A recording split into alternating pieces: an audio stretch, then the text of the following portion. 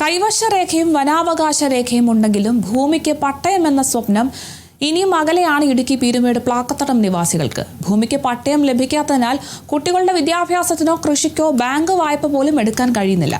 പട്ടയത്തിനായി നിവേദനങ്ങൾ നൽകി കാത്തിരിക്കുകയാണ് പ്ലാക്കത്തടം നിവാസികൾ. പീരുമേട് ഗ്രാമപഞ്ചായത്തിലെ ആദിവാസി ഉന്നതിയാണ് പ്ലാക്കത്തടം. ഇവിടെ ആളുകൾ താമസം തുടങ്ങിയിട്ട് 80 വർഷം പിന്നിടുകയാണ്. മലയരയ വിഭാഗത്തിൽപ്പെട്ട 90ഓളം കുടുംബങ്ങൾ ഇവിടെയുണ്ട്.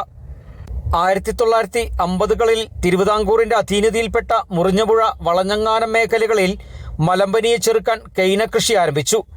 കെയ്നത്തോട്ടത്തിൽ തൊഴിലെടുത്തിരുന്ന മലയരയ വിഭാഗത്തിൽപ്പെട്ടവർ പ്ലാക്കത്തടത്ത് താമസം ഉറപ്പിക്കുകയും പിന്നീട് ഇവർക്ക് ഭൂമി തിരിച്ചു നൽകുകയും ചെയ്തു. ഇവരുടെ പിന്മുറക്കാരാണ് ഇവിടെ താമസിക്കുന്നവരിൽ അധികവും. തങ്ങളുടെ ഭൂമിക്ക് പട്ടയം വേണമെന്ന ഇവരുടെ ആവശ്യത്തിന് പതിറ്റാണ്ടുകളുടെ പഴക്കമുണ്ട്. പട്ടയം കിട്ടിയാൽ ഞങ്ങൾക്ക് ഞങ്ങളുടെ കുട്ടികളെ പഠിപ്പിക്കുന്നതിനൊക്കെ വേണ്ടിയിട്ട് പല രീതിയിലുള്ള കാര്യങ്ങൾ നടത്താൻ പറ്റും.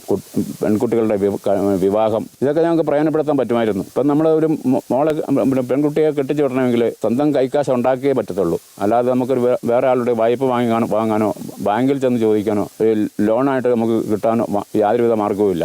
കൃഷി മാത്രം ഉപജീവന മാർഗമാക്കി മുൻപോട്ട് പോകുന്നവരാണ് ഇവർ. പട്ടയത്തിനായി നിരവധി നിവേദനങ്ങൾ നൽകിയെങ്കിലും അനുകൂല നടപടി ഉണ്ടായിട്ടില്ല. Bineesh Antony, Kerala vision news, Idukki.